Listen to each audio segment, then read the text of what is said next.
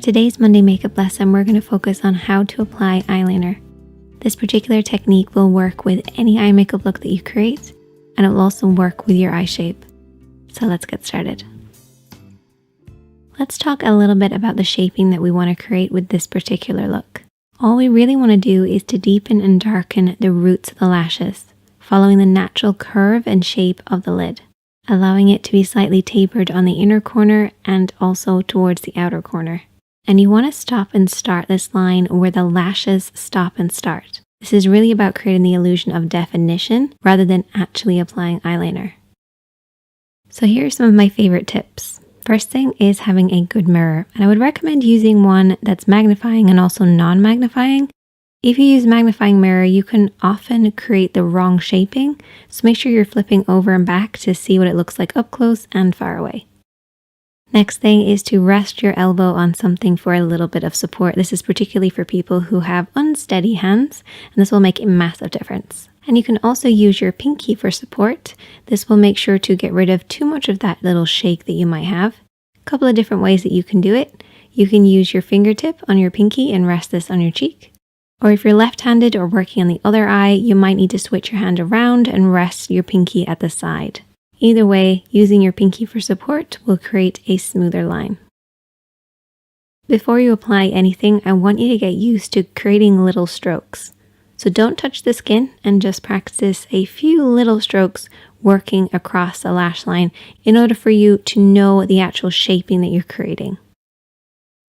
Now, if you're using felt tip liner, one thing I like to do is take a plastic lid and just squash it down ever so slightly to make sure it's fully saturated in the inky black liner.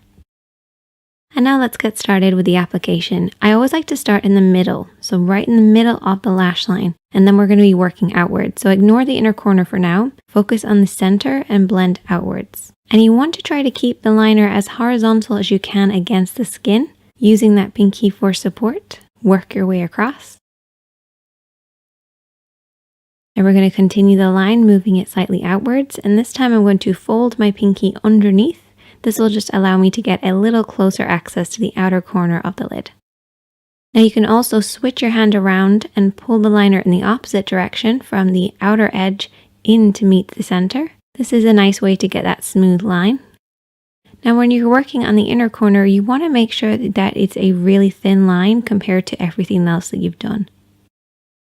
A nice little technique for this is just to keep it a little higher so it's dropping lower across the lash line. This will just make sure you don't get a really thick line. And you want to start where the lashes start. Don't bring it right to the inner corner. Focus mostly on the lashes. And keep this line nice and thin.